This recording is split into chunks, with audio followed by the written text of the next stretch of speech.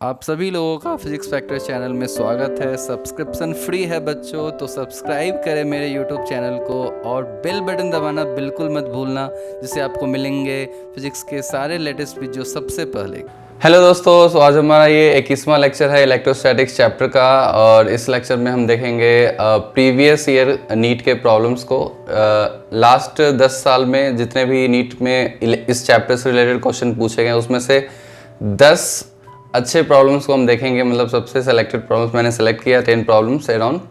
सो 10 questions को देखेंगे जो कि लास्ट ईयर इस चैप्टर से रिलेटेड आए हैं, और किस तरह से उन क्वेश्चंस को सॉल्व करना है, उसमें क्या ट्रिक्स एंड ट्रिप्स वगैरह आपको यूज़ करना है एग्जाम में, सो दैट आप उस क्वेश्चन को काफ़ी स्पीड से क्वेश्चन को एग्जाम में आप सॉल्व कर सकते हो। तो उसी को हम आज इस लेक्चर में देखेंगे। तो चलिए स्टार्ट करते हैं आज का लेक्चर। तो आज का मैं टॉपिक ले देता हूँ। आज का हमारा टॉपिक है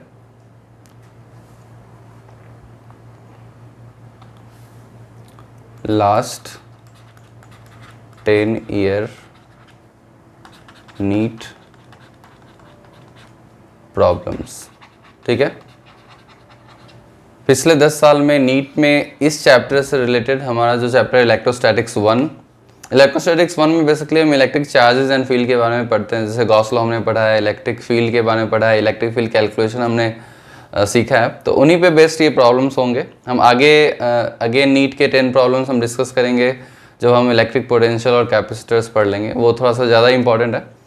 ठीक है, तो अब समझते हैं कि किस तरह के बेसिक क्वेश्चंस पूछे गए हैं, उसको कैसे सॉल्व करते हैं। तो चलिए स्टार्ट करते हैं विद क्वेश्चन नंबर 1। तो क्वेश्चन नंबर 1 मैं स्टार्ट लेता हूँ। तो मैं क्वेश्चन यहाँ पे डाल देता हूँ। तो हमारा ये क्वेश्चन नंबर 1 है। आई होप आपको दिख रहा होगा। ठीक है, तो ये क्वेश्चन है, ये नीट 2016 में पूछा गया था, और इसमें लिखा हुआ है an electric dipole is placed at an angle 30 degree with an electric field intensity. Electric field intensity आपको दी हुई है। It experiences a torque equal to 4 newton metre. The charge on the dipole if the dipole length is 2 centimetre. ठीक है, तो ये electric dipole से related question आया है, और आपको पता है मैंने कराया था आपको कि torque due to electric dipole. यदि आपने वो लेक्चर नहीं देखा है तो पहले उस लेक्चर को देख सकते हो आप। तो उस लेक्चर को देख लोगे तो ये क्वेश्चन आप आसानी से आप क्वेश्चन सॉल्व कर सकते हो। इस तरह के प्रॉब्लम्स हमने किए थे। तो torque due to electric dipole, suppose एक डाइपोल प्लेस्ड है, हमारा एक डाइपोल प्लेस्ड है यहाँ पे P। ठीक है, और वो इलेक्ट्रिक फील्ड में रखा हुआ है। इलेक्ट्रिक फील्ड हमारी ये है, तो इसको मैं सॉल्व लिख देता हूँ, सॉल्यूशन। ठीक है, और हमारी इलेक्ट्रिक फील्ड इस डायरेक्शन में है। सपोज एज्यूम कर लेते हैं इसकी वैल्यू हमारा 2 × 10⁵ न्यूटन पर कूलम है। ठीक है, अब देख लो ये जो इलेक्ट्रिक फील्ड है ये कितना एंगल बना रहा है। यहाँ एंगल दिया हुआ है, ये 30 डिग्री एंगल बना रहा है। तो इलेक्ट्रिक फील्ड और डाइपोल वेक्टर के बीच एंगल दिया हुआ है, तो आप टॉर्क का फॉर्मूला यूज़ कर सकते हो। टॉर्क का फॉर्मूला हमारे पास है P × E, जिसको कि हम मैग्नीट्यूड वाइज बात करें क्योंकि मैग्नीट्यूड आपको गिवन है, तो PE sin थीटा भी आप लिख सकते हो। ठीक है, ठीक है, और P का वैल्यू होता है P = Q × L, where L is the length of the dipole. तो डायरेक्टली आप यहाँ पे इसको सब्स्टिट्यूट करो, तो टॉर्क की जो वैल्यू आई वो Q × L × E sin theta आ गई, और यहाँ पे मैं 30 लिख देता हूँ। अब यहाँ से ध्यान से देखो क्वेश्चन में क्या क्या डेटा गिवन है। क्वेश्चन में या ये तो डायरेक्टली फॉर्मूला बेस्ड है, यहाँ कुछ ट्रिक्स वगैरह अप्लाई नहीं करना है, बस डायरेक्टली आपको क्वेश्चन समझना है और क्वेश्चन को सॉल्व करना है। तो टॉर्क की वैल्यू दी हुई है, चार्ज की वैल्यू आपको निकालनी है, लेंथ की वैल्यू दी है, इलेक्ट्रिक फील्ड की वैल्यू दी है, और साइन थीटा आपको पता है। तो बस ये चार्ज अननोन है, तो चार्ज की वैल्यू क्या हो जाएगी, torque divided by LE sin 30। अब सब्स्टिट्यूट कर दो, आपको आंसर आ जाएगा। तो टॉर्क की वैल्यू कितनी गिवन है, हमें टॉर्क की वैल्यू दी हुई है 2 × 10⁵, सॉरी ये electric field I think, torque की वैल्यू 4 है, तो 4 डिवाइड बाई, और लेंथ हमारा कितना है, मेक श्योर आप सारे SI यूनिट में सब्स्टिट्यूट करोगे तो आपका आंसर कूलम में आएगा। फिर उस कूलम को हम माइक्रो कूलम में कन्वर्ट कर लेंगे। तो जो लेंथ की वैल्यू है, टॉर्क की वैल्यू मैंने लिख दिया, और लेंथ की वैल्यू हमारे पास है 2 सेंटीमीटर, तो मैं उसको मीटर में कन्वर्ट कर दूंगा, तो 2 × 10⁻²। और इलेक्ट्रिक फील्ड की वैल्यू 2 इंटू आई थिंक 10⁵ है, सो 10⁵ और sin 30 की वैल्यू 1/2। अब देख लो यहाँ पे 1/2 कैंसिल हो गया और ये 10⁻², ये इससे हो जाएगा 10⁻³ मैं लिख देता हूँ इसको, और ये 10⁻³ ऊपर चला जाएगा तो ये 10⁻³ हो जाएगा।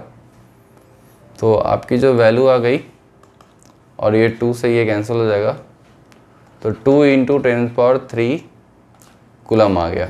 ठीक है, तो हमारा ये चार्ज आ गया 2 इंटू 10⁻³ कूलम। आई थिंक मैंने मिस्टेक किया है, ये -3 होगा, ये +3 नीचे आएगा, तो ये 2 इंटू 10⁻³ कूलम, जिसको कि मैं 2 मिली कूलम भी लिख सकता हूँ। तो हमारा ये 2 मिली कूलम आंसर हो जाएगा। ठीक है, तो देख लिया आपने, मतलब डाइपोल पे कितने आसान क्वेश्चन पूछा गया था। डाइपोल पे हमारा directly simple formula based question था, PE sin theta, torque equals to PE sin theta से रिलेटेड। तो चलिए ये क्वेश्चन 1 था हमारा 2016 में, काफ़ी आसान क्वेश्चन। चलिए क्वेश्चन नंबर 2 में लेता हूँ, तो देखते हैं ये क्वेश्चन नंबर 2 हमारा कैसा है। तो ये क्वेश्चन नंबर 2 भी हमारा नीट 2016 में पूछा गया था। ठीक है, तो अब इसको अब कैसे, एक बार मैं क्वेश्चन रीड कर देता हूँ, क्वेश्चन एग्जैक्टली क्या है, फिर उसके बाद मैं इसको सॉल्व करूँगा। ठीक है, तो पहले क्वेश्चन को पहले पढ़ लेते हैं कि क्या एग्जैक्टली क्वेश्चन है। तो क्वेश्चन बोला है कि 2 identical charge sphere suspended from a common point by 2 massless string of length L। ठीक है, तो मैं इसका एक डायग्राम साथ में ही बना देता हूँ। तो इसका मतलब ये है कि एक पॉइंट से 2 चार्ज स्फीयर इस तरह से हैंग कर रहा है। ठीक है, एक सीलिंग से बेसिकली ये हैंग कर रहा है और इनकी लेंथ जो है ये लेंथ L है और इसमें लिखा हुआ है कि are initially at a distance D। So basically ये चार्ज स्फीयर है, ये दोनों पॉजिटिवली चार्ज स्फीयर है, तो ऑब्वियसली ये दोनों रिपल्सन से, ये दोनों कुछ इस तरह से ये प्लेस होंगे इनिशियली। तो यही इसी के बारे में क्वेश्चन बोल रहा है। तो हमारा इनिशियल डिस्टेंस कितना दिया हुआ है, दोनों के बीच D दिया हुआ है। ठीक है, और इसको एज्यूम कर लेते हैं कि दोनों के बीच चार्ज Q है। ठीक है, और इसकी लेंथ L है और D is very less than L। इसका मतलब हुआ कि ये जो उस दोनों के बीच डिस्टेंस है, मैंने यहाँ पे डायग्राम थोड़ा बड़ा बना दिया है, L is very much greater than D, मतलब उन दोनों के बीच सेपरेशन काफ़ी छोटा है, काफ़ी कम है। ठीक है, तो इस अप्रॉक्सीमेशन को मे भी हम यूज़ करेंगे। तो ये तो first sentence of the question है कि दोनों के म्यूचुअल रिपल्सन के कारण वो दोनों आपस में थोड़े से सेपरेटेड रहेंगे। ठीक है, अब क्वेश्चन पूछ रहा है कि the charge begin to leak from both the sphere. So दोनों स्फीयर से बेसिकली अब चार्ज लीक करने लग रहा है, मतलब उसमें से निकलने लग रहा है चार्ज। तो बेसिकली चार्ज उसका रिड्यूस हो रहा है, तो रिड्यूस होगा तो क्या होगा, बेसिकली उनका रिपल्सन बेसिकली कम होता जाएगा, तो वो दोनों आपस नज़दीक आने लगेंगे। और यही क्वेश्चन पूछा है कि as a result the velocity of sphere basically is varying with the distance x। तो दोनों v से अप्रोच करने लग रहे हैं। एक्चुअली आपको ऐसा नहीं जूम करना है कि ये d बड़ा है, वरना वो वेलोसिटी कुछ ऐसी टेंजेंशियली आने लगेगी। तो ये आपको एज्यूम नहीं करना है, आपको एज्यूम करना है कि d काफ़ी स्मॉल है, तो मतलब उनकी वेलोसिटी लगभग टेंजेंशियल होगी, मतलब अलोंग दिस लाइन होगी। ठीक है, तो उसकी वेलोसिटी आपको x के टर्म्स में निकालना है। मैं x बना देता हूँ, तो इसका जो अनदर डायग्राम बनेगा वो कुछ इस तरह से बनेगा। तो किसी मोमेंट पे मैं एज्यूम कर लेता हूँ चार्ज Q है और उसकी वेलोसिटी v है। ठीक है, और इनके बीच का जो सेपरेशन है किसी मोमेंट पे वो x है। ठीक है, तो काफ़ी सिंपल है बेसिकली, मतलब उतना ज़्यादा सिंपल नहीं है, आपको ध्यान से सोचना है। तो इस पॉइंट पे जब मैंने कुछ किसी टाइम पे जब उसका चार्ज Q बचता है, तो सर्टेन अमाउंट ऑफ चार्ज उसका लीक हो गया है, तो मैं मान लेता हूँ कि dQ/dt एक क्वांटिटी है जो कि उस रेट से चार्ज उसमें से निकल रही है। dQ चार्ज निकल रही है dt टाइम में, छोटे टाइम इंटरवल में dQ अमाउंट ऑफ चार्ज निकल रही है, उस तरह से वो रेट कांस्टेंट है। तो एक after a time t basically ये t=0 इसको मान लो और ये t=t मान लो, तो t=t पे बेसिकली चार्ज जो है उसके पास Q है। तो उसका हम फ्री बॉडी डायग्राम बना लेते हैं। तो इस मोमेंट पे क्या होगा, टेंशन ऐसे लग रहा होगा और ये एंगल हमारा थीटा है और इस डायरेक्शन में इलेक्ट्रिक फोर्स लग रहा होगा और नीचे mg लग रहा हो। तो ये बेसिकली इसका फ्री बॉडी डायग्राम है, आप इसको कैलकुलेट कर सकते हो। आप इसको इक्वेट कर दो तो इस टेंशन का 2 कंपोनेंट आ जाएगा, टी कॉस थीटा आ जाएगा और टी साइन थीटा आ जाएगा। अब इसको बैलेंस कर दो तो ऊपर वाला फोर्स नीचे वाले फोर्स के बराबर है, ये बिल्कुल रेस्ट में है, मतलब हॉरिजॉन्टल मूव कर रहा है, इसलिए हमने एज्यूम किया कि वर्टिकल में कोई वेलोसिटी नहीं है, तो हॉरिजॉन्टल ये मूव कर रहा है और भी कांस्टेंट स्पीड से, ठीक है। तो टी कॉस थीटा को हम किसके बराबर करेंगे, हम mg के बराबर करेंगे, ये हमारा इक्वेशन 1 है। और इक्वेशन 2 में फोर्स, इलेक्ट्रिक फोर्स हो जाएगा k q स्क्वायर बाई उसके बीच का डिस्टेंस x है, so that square equals to हमारा t साइन थीटा हो जाएगा, ठीक है। तो ये हमारा इक्वेशन 2 है। ऑलराइट, सो अब हम क्या करेंगे, हम दोनों इक्वेशन को डिवाइड करके tan थीटा की वैल्यू एक तरह से निकाल लेंगे। तो चलिए tan थीटा को निकाल लेते हैं हम। तो मैं second equation divide by first equation कर देता हूँ। तो मेरी tan थीटा की वैल्यू क्या आ गई, tan थीटा की वैल्यू आ गई हमारी k q square by x square divide by mg, right. So tan theta की मैं वैल्यू लिख देता हूँ, ये k q square by x square mg, ठीक है।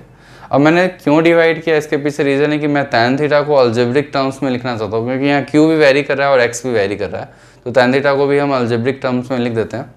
तो आप यहाँ पे देखो एक ट्रायंगल बनेगा, इस ट्रायंगल को मैं ड्रॉ करता हूँ और इस ट्रायंगल की ये लेंथ है l और इसका बीच x डिस्टेंस है और ये हमारा एंगल थीटा है, ठीक है।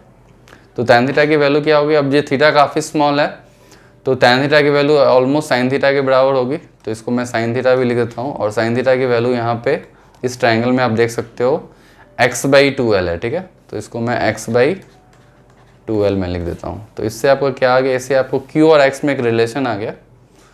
तो मेरे पास q square equals to x³ into mg divided by 2kl, ठीक है। तो इस तरह से ये q स्क्वायर का आपका कुछ वैल्यू हो गया। तो बेसिकली हम यहाँ से ये कंक्लूड कर सकते हैं कि जो हमारा q स्क्वायर है, ये सब कांस्टेंट क्वांटिटी है, वो x³ के प्रोपोर्शनल है। तो यहाँ इससे हम एक इक्वेशन निकाल लिए, ठीक है। अब मेरे को क्या करना है, मेरे को वेलोसिटी बेसिकली निकालनी है, तो मैं इसको डिफ्रेंशिएट कर दूंगा इस इक्वेशन को, इक्वेशन 1' में लिख देता हूँ। तो डिफ्रेंशिएटिंग बोथ साइड, सो आप इसको जब डिफ्रेंशिएट करोगे d/dt of q square and मैं इसको k कोई कांस्टेंट लिख देता हूँ, d/dt ऑफ x³, तो ये क्या आ जाएगा। तो यहाँ पे आप 2 times q into dq/dt and इसको लिख दोगे k times 3x square dx/dt। अब dx/dt is nothing but velocity, तो इसको मैं वेलोसिटी से रिप्लेस कर दूंगा। तो वेलोसिटी की वैल्यू क्या आ गई, इसकी वैल्यू आ गई 2q dq/dt divide by k into 3 into 1/x square. अब ध्यान से देखो ये सारे टर्म्स हमारा कांस्टेंट है, तो velocity is nothing but velocity is, ये कांस्टेंट नहीं है, यहाँ पे q एक वेरिएबल है, तो velocity is directly proportional to q into 1/x square, ठीक है, right. So velocity is directly proportional to q into 1/x square. अब q की वैल्यू हमें पता है, यहाँ से हम क्या ले सकते हैं, इक्वेशन 1' से q की वैल्यू जो है हमारी वो डायरेक्टली प्रोपोर्शनल टू x⁻³ है, तो इसको हम यहाँ सब्स्टिट्यूट कर देंगे, यहाँ पे सब्स्टिट्यूट कर देंगे। तो v is directly proportional to q x⁻³ divide by x square, तो v is directly proportional to 1/x⁻1/2। तो बेसिकली ये हो गया 1/√x।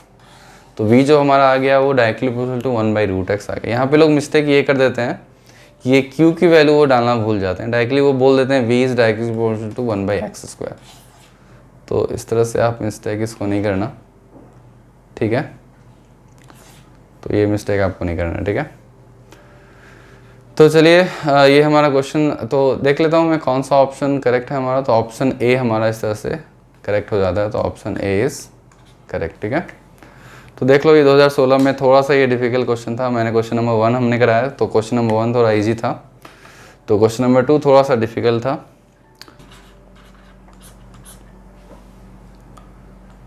क्वेश्चन नंबर 3 मैं क्वेश्चन आपको देता हूँ।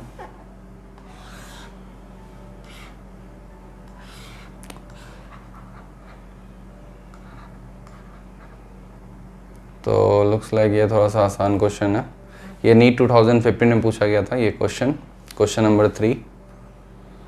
तो चलिए देखते हैं क्वेश्चन नंबर 3 को। आप चाहो तो इसको थोड़ा सा ट्राई कर सकते हो पहले और फिर इसका सॉल्यूशन आप देखना। तो चलिए क्वेश्चन नंबर 3 को सॉल्व करते हैं। तो क्वेश्चन नंबर 3 में दिया हुआ है कि the electric field in a certain region is acting radially outward and is given by E equals to AR। तो चलिए इलेक्ट्रिक फील्ड आपका दिया हुआ है कि इलेक्ट्रिक फील्ड वेरिएबल है, A into R, A constant है और रेडियस से वेरी कर रहा है। A charge contain in a sphere of radius A centred at origin of the field will be given by. तो आपको एक चार्ज कैलकुलेट करना, बेसिकली ये गॉस लॉ पे क्वेश्चन है। तो अब क्या करोगे, सबसे पहले आप एक स्फीयर बना लो। तो मैं एक स्फीयर बना देता हूँ।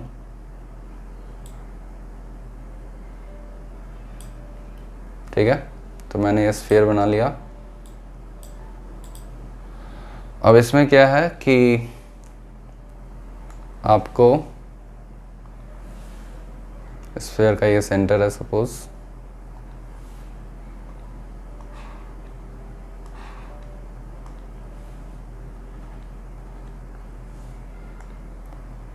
मैं इसमें लिख देता हूँ 1 मिनट। ठीक है, तो यहाँ पे हमारा इसका सेंटर है और इसकी जो इसके अंदर जो इलेक्ट्रिक फील्ड है, electric field in region is acting radially outward. तो ठीक है, इलेक्ट्रिक फील्ड रेडियली आउटवर्ड हर एक डायरेक्शन में लग रहा है। ठीक है, तो ऐसे इलेक्ट्रिक फील्ड है इस स्फीयर के द्वारा। ये पॉजिटिवली चार्ज होगा स्फीयर, सपोज ये चार्ज स्फीयर है। ठीक है, मतलब अब कैसा चार्ज होगा वो हमें पता नहीं, किसी भी तरह से यूनिफॉर्मली नहीं हो सकता है, क्योंकि यूनिफॉर्मली होता है तो रो आर बाई 3 एप्सिलॉन, हाँ यूनिफॉर्मली भी हो सकता है बेसिकली। ठीक है, तो इस तरह का स्फीयर है और क्या है आपको दिया हुआ कि इलेक्ट्रिक फील्ड जो है उसकी वैल्यू है A इंटू आर, मतलब हर एक ये R से वेरी कर रहा है, R इज द डिस्टेंस, ये हमारा at any general distance R पे इलेक्ट्रिक फील्ड R के प्रोपोर्शन है बेसिकली। ठीक है, अब क्वेश्चन पूछा है कि a charge is contain in A sphere of radius A centred at origin. Okay, तो मेरे को एक A रेडियस का एक स्फीयर मेरे को ड्रॉ करना है और उसके अंदर मेरे को चार्ज पूछा है। तो बेसिकली मैं एक और स्फीयर ड्रॉ कर लेता हूँ, मैं एक स्फीयर ड्रॉ कर लेता हूँ।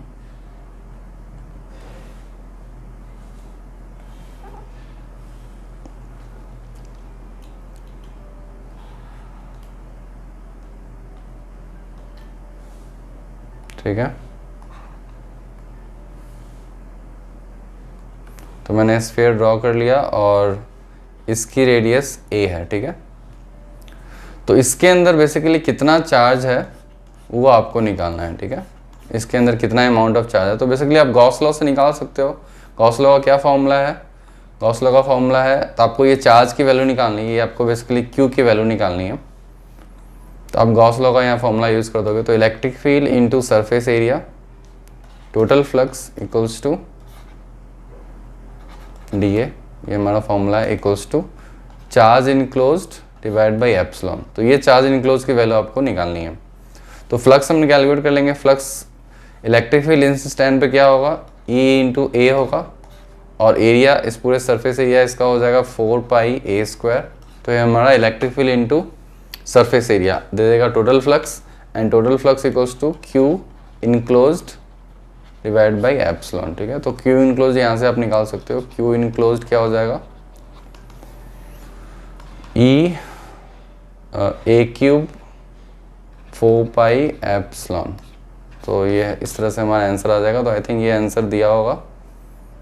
अच्छा, E की वैल्यू नहीं दी हुई है, तो चार्ज कंटेन, ओके सॉरी, ये A है, E के बदले मैंने A लिख दिया, यहाँ पे A है। तो बेसिकली इसका आंसर हो जाएगा 4 pi epsilon A³ into A। ठीक है, E की वैल्यू A टाइम्स A होगी, तो A आपको यहाँ रिप्लेस करना होगा, ना कि EA। ठीक है, तो 4 pi epsilon A³ into A। तो कौन सा ऑप्शन करेक्ट है, यस, ऑप्शन हमारा ए करेक्ट हो जाएगा यहाँ पे, तो हमारा ये ऑप्शन ए इज़ करेक्ट। ठीक है, तो इस तरह से हम क्वेश्चन नंबर 3 समझ लिए। अब चलिए क्वेश्चन नंबर 4 को देखते हैं क्विकली। हमें टोटल 10 प्रॉब्लम्स डिस्कस करना है, तो चलिए अब क्वेश्चन नंबर करते हैं। ओके, तो चलिए अब क्वेश्चन नंबर 4 करते हैं। क्वेश्चन नंबर 4 मैं लिख देता हूँ। क्वेश्चन नंबर 4,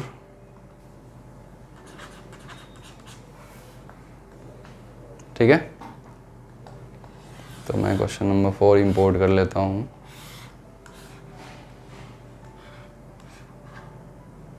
ओके, तो देखो हमारा जो ये क्वेश्चन नंबर 4 है वो सिमिलर टू क्वेश्चन नंबर 2 पूछा गया है। ये नीट 2013 में पूछा गया था। तो चलिए इसको पहले समझते हैं, फिर इसको हम सॉल्व करेंगे, इसको सीखेंगे कि इसको कैसे सॉल्व किया जाए। ठीक है, तो इस क्वेश्चन है, इसमें 2 बॉल आपको दिया हुआ है, 2 pith ball carrying equal charges suspended from a common point by string of length equal length. तो दोनों स्ट्रिंग की इक्वल लेंथ है और दोनों सस्पेंड किया गया, तो ऑब्वियसली वो बिल्कुल ऐसे तो सस्पेंड नहीं होगा, वो भी आपस में रिपल्सिव फोर्स होगा, तो वो थोड़े से सेपरेटेड होगा। ठीक है, तो इक्विलिब्रियम डिस्टेंस दोनों के बीच इनिशियल दी हुई है स्मॉल r। अब now the strings are rigidly clamped at half of the height. अब क्या किया गया कि उसको अब क्लैम्प, उसकी हाइट एक तरह से घटा दी गई, y/2 कर दी गई, तो क्या होगा इक्विलिब्रियम सेपरेशन। सो उनके बीच का फाइनल सेपरेशन क्या होगा, तो ठीक है, तो ऑब्वियसली चांसेस है कि उनके बीच का सेपरेशन बढ़ सकता है। तो चलिए इसको सॉल्व करते हैं। तो इसकी बेसिकली हमने थीटा चेंज कर रहे हैं, हम थीटा चेंज करेंगे तो आपस में इलेक्ट्रिकल जो रिपल्सन होगा वो भी एक तरह से आपस में एडजस्ट होगा थीटा के अकॉर्डिंग, क्योंकि थीटा हमारा टेंशन पे डिपेंडेंट करता है, मतलब टेंशन हमारा थीटा पे डिपेंड करता है। तो हम क्या करेंगे, हम एक इनिशियल डायग्राम बनाएंगे और थीटा 1 हम कैलकुलेट कर लेते हैं। बेसिकली थीटा 1 के करस्पॉन्डिंग किस तरह से आर चेंज कर रहा है इसी को हमको देखना है। तो हम पहला डायग्राम बनाएंगे, थीटा 1 को हम कैलकुलेट कर लेंगे। ठीक है, और काफ़ी सिंपल है थीटा 1 को कैलकुलेट करना। आप इसको एज्यूम कर लो कि ये थीटा 1 है। ठीक है, इनिशियल थीटा 1, और उसके बाद हमने यहाँ पे क्लैम्प कर दिया, तो कुछ इस तरह से हो जाएगा। और इनिशियल डिस्टेंस r है और आपसे पूछा है फाइनल डिस्टेंस, बेसिकली r' की वैल्यू आपसे पूछी है। ठीक है, और ये फाइनल थीटा जो हो जाएगा इसको मैं एज्यूम कर लेता हूँ थीटा 2। तो ये हमने थीटा 2 एज्यूम कर लिया। और वापस से सेम लॉजिक हमें लगाना है जो हमने क्वेश्चन नंबर 2 को जिस तरह से सॉल्व किया। हम थीटा 1 कैलकुलेट करेंगे, तो यहाँ पे इलेक्ट्रिकल फोर्स लग रहा होगा, यहाँ पे टेंशन लग रहा होगा, ये हमारा थीटा 1 होगा और ये mg होगा। ठीक है, अब थीटा 1 की वैल्यू हमने कैसे कैलकुलेट किया था, हमने किया था t cos theta 1 equals to mg, ये इक्वेशन 1, और t sin theta 1 equals to electrical force which is k। Assume कर लो आप q चार्ज, कोई प्रॉब्लम नहीं है, तो k q²/r²। ठीक है, ये हमारा इक्वेशन 2 है। इस दोनों इक्वेशन से हम थीटा 1 की वैल्यू हम कैलकुलेट कर सकते हैं। तो चलिए थीटा 1 की वैल्यू मैं थोड़ा सा कीरा रहा है यहाँ पे, तो tan थीटा 1 की वैल्यू मैं कैलकुलेट करता हूँ। तो tan थीटा 1 की वैल्यू क्या होगी, इक्वेशन 2 डिवाइड बाई इक्वेशन 1। ठीक है, तो आप ध्यान भी रख लो, इस तरह के क्वेश्चन देख लो, मतलब 2 बार पूछे जा चुके हैं, मतलब इस तरह के क्वेश्चन आपको ध्यान देना है और उसको समझना है। तो इसकी वैल्यू हो जाएगी k q²/r² divide by mg।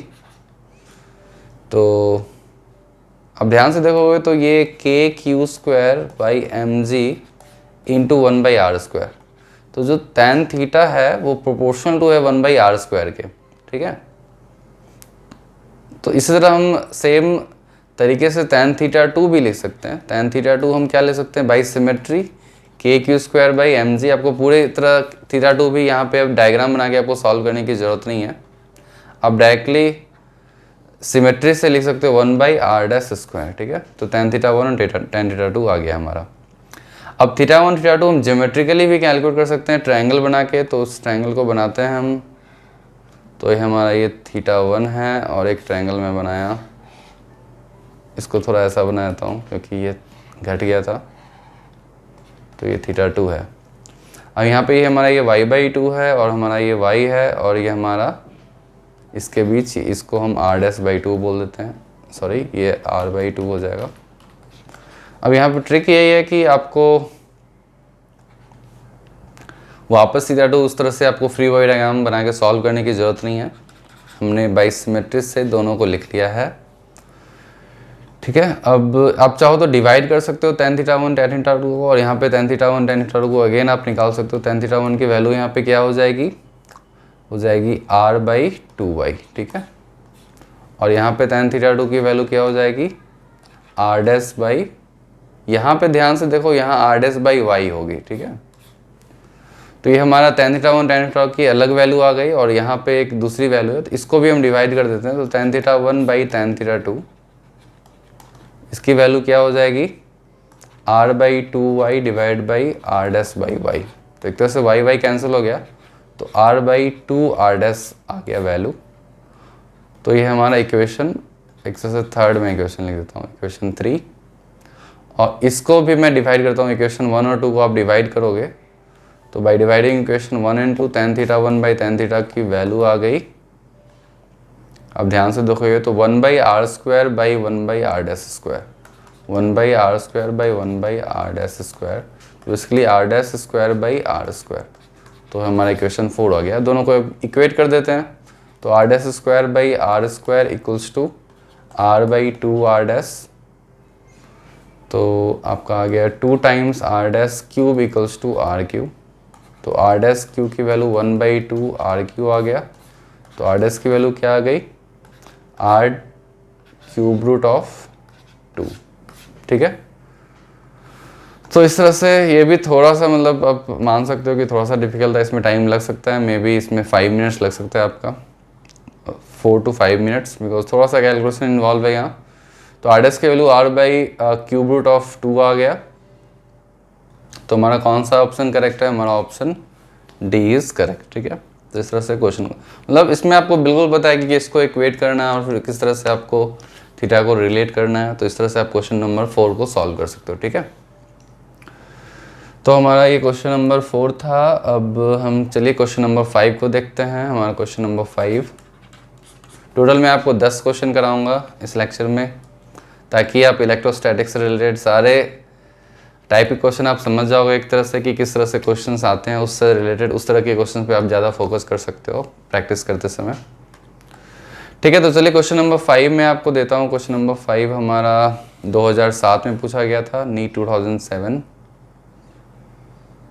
क्योंकि मेरे को 10 क्वेश्चन पुराने थे, तो मैंने कुछ क्वेश्चंस को जो थोड़े पहले पूछे गए हैं उसमें से ले लिया है मैंने।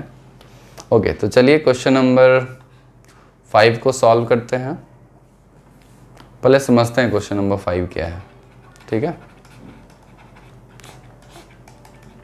अब इसमें क्या दिया हुआ है, एक हॉलो सिलेंडर आपको दिया हुआ है जिसमें एक चार्ज Q इनसाइड है, Q चार्ज इनसाइड है। ठीक है, और if F is the flux in unit of volt meter associated with the curve surface. तो ये जो हमारी सिलेंडर दी हुई है, इसके कर्व सरफेस से फ्लक्स कितना दिया हुआ है, F दिया हुआ है। कर्व सरफेस हमारा B है और ये हमारा C है। एक्चुअली सिलेंडर में 3 सरफेसेस होते हैं, कर्व सरफेस होते हैं, इधर एक टॉप और बॉटम, और लेफ्ट और राइट आप बोल सकते हो। तो आई थिंक गॉस लॉ पे ये बेस्ट है। तो आपसे पूछा है flux linked with the plate is with A। So A से कितना फ्लक्स निकल रहा है बेसिकली वो निकालना है। तो इसको FA की वैल्यू आपको निकालनी है। तो टोटल फ्लक्स की वैल्यू क्या होती है, गॉस लॉ के अकॉर्डिंग टोटल फ्लक्स की वैल्यू होती है Q/एप्सिलॉन, और इसकी वैल्यू होती है flux through surface A plus flux through surface B plus flux through the surface C। अब डायरेक्टली इसको आप सब्स्टिट्यूट कर दो। आपको F की वैल्यू, B की वैल्यू ये दी हुई है, आपको A की वैल्यू पूछी और C की वैल्यू क्या होगी। एक्चुअली A और C की वैल्यू बराबर होगी, तो phi A equals to phi C होगा। तो इसको मैं 2 टाइम्स phi C लिख देता हूँ, और प्लस phi B और Q/एप्सिलॉन। ठीक है, और कुछ दिया हुआ है, हाँ, टोटल फ्लक्स की वैल्यू आपको दी हुई है phi। F is the flux in the voltmeter through the curved surface. The flux linked with the plate A, the voltmeter will be. तो टोटल फ्लक्स आपको दिया होगा क्वेश्चन में, और phi B की वैल्यू नहीं, phi B की value आपको दी हुई है। तो phi B की वैल्यू आपको कितनी दी हुई है, F दी हुई है। एक्चुअली यहाँ थोड़ा सा इनकरेक्ट है, इस क्वेश्चन में इसकी वैल्यू होनी चाहिए ये आई थिंक ये देना भूल गया, आई थिंक मैंने क्वेश्चन में शो नहीं किया है, मतलब आई थिंक टाइपिंग में थोड़ा मिस्टेक हो गया हो। तो ये फाई एफ की वैल्यू, फाई की वैल्यू बेसिकली एफ है, that equals to phi B की जो वैल्यू है वो एफ के बराबर है, ठीक है। तो फाई बी हमारा एफ है। तो हम क्या करेंगे, हम इसको फाई सी की वैल्यू कैसे कैलकुलेट करेंगे, Q by epsilon minus phi B into 1/2। तो 1/2 into Q by epsilon minus phi B. So क्या फाई भी लिख सकते हो अभी, यदि प्रीवियस ऑप्शन पे आप जाओगे, या फिर एफ लिख दो। 1/2 Q by epsilon minus F. तो ये दोनों में से कोई सा भी आंसर हो जाएगा। तो ये हमारा आंसर कौन सा है, तो ऑप्शन डी इज करेक्ट, ठीक है। तो ये जो फाई जो है, ये फाई जो वैल्यू है वो if F is the electric flux, इसको आप फाई एज्यूम कर सकते हो। ये जो हमारा है ये फाई है। तो इस तरह से क्वेश्चन नंबर 5 आई थिंक काफ़ी सिंपल पूछा गया था नीट 2007 में। तो चलिए अब क्वेश्चन नंबर 6 को सॉल्व करते हैं। क्वेश्चन नंबर 6 हमारा देखता हूँ मैं, क्वेश्चन नंबर 6 मैं लिख देता हूँ पहले। क्वेश्चन नंबर 6 क्या है,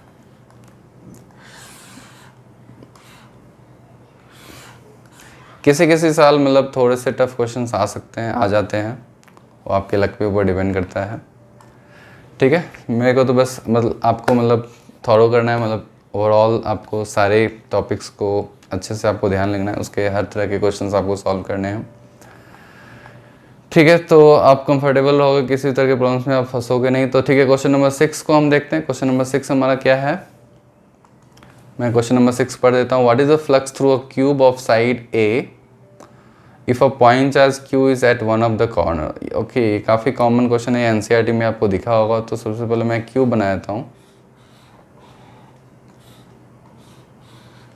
ठीक है। तो क्वेश्चन को आपको समझना है कि क्वेश्चन एग्जैक्टली क्या बोल रहा है। क्वेश्चन बोल रहा है कि क्यूब का साइड ए है, ठीक है, और एक साइड ए है इसका, राइट।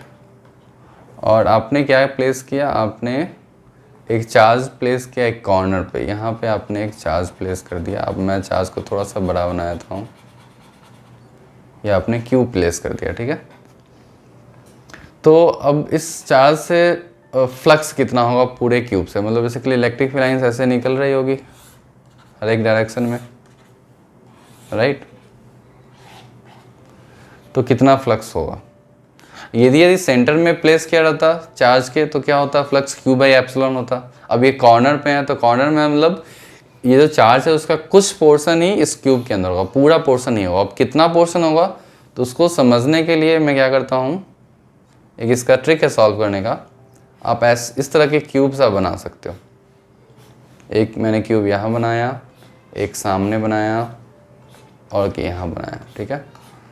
तो मैंने 4 क्यूब तो बना दिया, वैसे ही 4 नीचे भी क्यूब आ जाएंगे, आप ध्यान से देखोगे तो एक तरह से टोटल उस सेंटर पॉइंट से रिलेटेड एक बड़ा मैंने क्यूब बना दिया जिसका कि लेंथ 2a है। और जब आप 2a लेंथ का एक क्यूब आप बना दोगे तो टोटल कितने क्यूब्स बन जाएंगे, टोटल 8 क्यूब्स बन जाएंगे।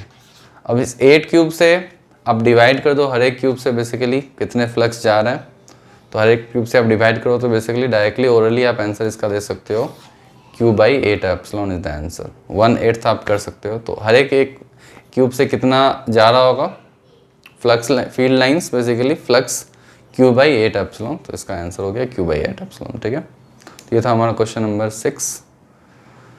तो ये काफ़ी आसान था। चलिए क्वेश्चन नंबर 7 देखते हैं क्विकली।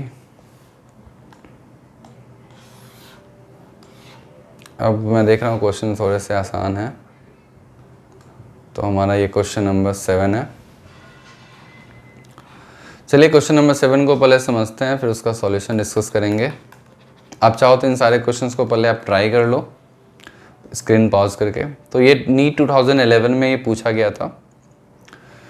तो हमारा क्वेश्चन है charge Q is enclosed by a Gaussian surface. तो आप देख सकते हो गॉस लॉ पे काफ़ी क्वेश्चन पूछे जा रहे हैं, फिर कूलम्ब्स लॉ पे भी क्वेश्चन पूछे जा रहे हैं। तो ये दोनों इंपॉर्टेंट टॉपिक है, ठीक है। तो charge Q is enclosed by a Gaussian surface of radius R. तो मैं बना देता हूँ, मेरे पास एक क्यू चार्ज है और मैं एक स्फीयर बना देता हूँ।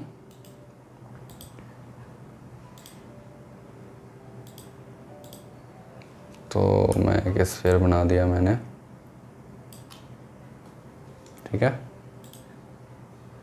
इसको मैं सेंटर में ड्रॉ कर देता हूँ, ठीक है। तो ये हमने एक गॉसियन सरफेस बना दिया, ठीक है। अब चलिए देखिए क्या क्वेश्चन बोल रहा है। तो एक कैन मैंने चार्ज क्यू रख दिया और उसका रेडियस है इस गॉसियन सरफेस का कैपिटल आर, ठीक है। If the radius is double then outward flux will be. अब इसका रेडियस मैंने डबल कर दिया, एक और मैंने गॉसियन सरफेस बना दिया, इसका रेडियस 2r है। तो क्या होगा, फ्लक्स तो जो लाइंस पास कर रही है वो लाइंस तो सेम ही लाइन पास करेगी बेसिकली। तो सरफेस पे तो डिपेंड ही नहीं करता है, फ्लक्स जो है क्यू बाई एप्सिलॉन ही होगा। आप चाहे छोटा रेडियस बना दो या एक बड़ा रेडियस का एक स्फीयर बना दो तो फ्लक्स तो सेम ही होगी। तो इसका आंसर क्या हो जाएगा हमारा, काफ़ी सिंपल आंसर है। तो इसका आंसर रिमेन सेम। तो देख लो कितना सिंपल क्वेश्चन पूछा गया था, क्वेश्चन नंबर 7, ये नीट 2011 में, ठीक है। तो चलिए अब क्वेश्चन नंबर 8 हम लेते हैं। क्वेश्चन नंबर 8 हमारा मैं लेता हूँ क्वेश्चन नंबर 8,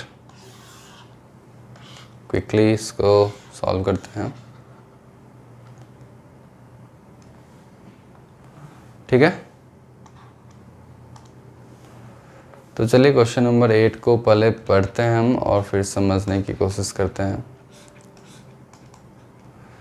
तो 2 positive ions carrying charge Q separated by distance D। तो चलिए मैं बना देता हूँ, एक पॉजिटिव आयन यहाँ है, एक पॉजिटिव आयन यहाँ है और दोनों के बीच कितना डिस्टेंस है, D है।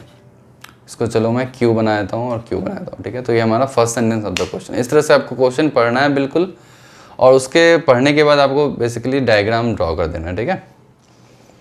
और if the force F is the repulsion between the ions, so दोनों के बीच जो फोर्स लगेगा वो F है, और उसको मैं लिख भी देता हूँ KQ²/D² बेसिकली, ठीक है।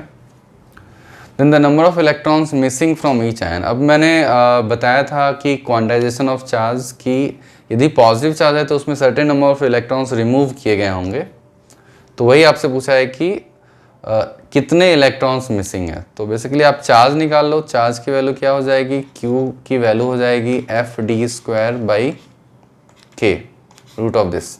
ये तो Q की वैल्यू है और उस Q को आप n टाइम्स E कर दो तो n की वैल्यू आ गई। ये काफ़ी सिंपल है। सो FD²/K रूट ऑफ और इंटू 1/E। अब E को तो आप चाहो अंदर भेज सकते हो, तो ये क्या हो जाएगा FD²/KE²। अब देख लो कौन सा ऑप्शन करेक्ट है। अच्छा, K की वैल्यू 4πε भी लिख दिया गया है, तो आप लिख सकते हो K की वैल्यू 1/4πε, सो F4πεD²। बस डराने के लिए आपको इस तरह से दे दिया गया है। तो FD² वाला आंसर हो जाएगा, तो हमारा ऑप्शन सी हमारा करेक्ट हो जाएगा। तो ऑप्शन सी हमारा करेक्ट है, ठीक है। तो इस तरह से आप क्वेश्चन नंबर 8 को सॉल्व कर सकते हो। चलिए क्वेश्चन नंबर 9 ले लेते हैं क्विकली। क्वेश्चन नंबर 9 मैं ले लेता हूँ, देख लेता हूँ शायद रिकॉर्डिंग हो रहा होगा करेक्टली। ओके, रिकॉर्डिंग चालू है। तो चलिए क्वेश्चन नंबर 9 लेते हैं।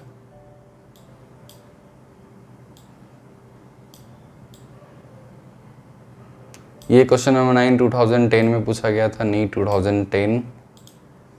तो चलिए इसको सॉल्व करते हैं, पहले इसको समझते हैं। तो क्वेश्चन है हमारा, a square surface of side L metre in a plane of paper, ठीक है। यूनिफॉर्म इलेक्ट्रिक फील्ड है, आपको प्लेन ऑफ पेपर में इलेक्ट्रिक फील्ड दिया हुआ है, वो एंगल थीटा बना रहा है और electric field link to the surface. तो आपको इलेक्ट्रिक फ्लक्स बेसिकली आपको निकालना है। तो फ्लक्स का क्या फॉर्मूला आपने पढ़ा है, flux equals to E dot A या फिर EA cos थीटा। अब यहाँ कंफ्यूज लोग ये कर जाते हैं, डायरेक्टली वो फॉर्मूला लगा देते हैं, एरिया L² ले लेते हैं, तो EL² इंटू cos थीटा वो कर देते हैं, जो कि मिस्टेक है, जो कि गलत है। करेक्ट आंसर इसका होगा ऑप्शन डी। इसमें ट्रिकी ये है कि आप जो एरिया वेक्टर है जो इस स्क्वायर की, वो perpendicular to the electric field है, क्योंकि इलेक्ट्रिक फील्ड इसी प्लेन में है। तो दोनों के बीच आपको दिख नहीं रहा है, मगर ये दोनों के बीच एंगल 90 डिग्री है, बिल्कुल perpendicular to the surface area. ये हमारा सरफेस है और उसके परपेंडिकुलर हमारा बेसिकली एरिया वेक्टर की डायरेक्शन है, और इलेक्ट्रिक फील्ड इस लाइन में है, ठीक है। मतलब electric field along the plane of the disc है, ठीक है। तो इसका आंसर हो जाएगा 0। तो काफ़ी सिंपल क्वेश्चन था। तो चलिए अब क्वेश्चन नंबर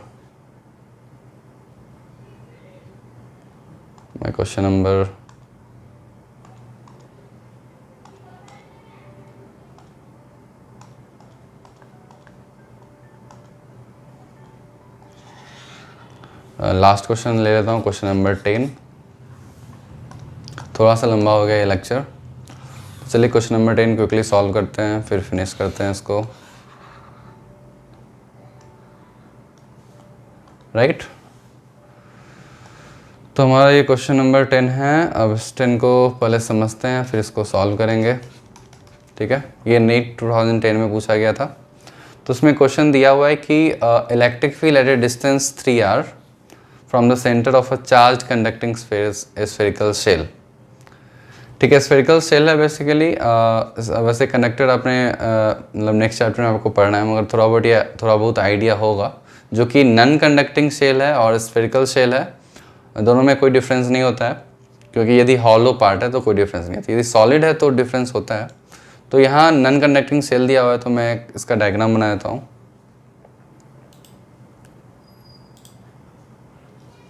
तो मैंने बना दिया नॉन कंडक्टिंग शेल। ठीक है, अब इसमें क्या दिया हुआ है कि इसकी रेडियस कितनी है, इसकी रेडियस है r। ठीक है, तो r इसकी रेडियस है, और ये चार्ज शेल है या अनचार्ज शेल है, क्या लिखा हुआ है,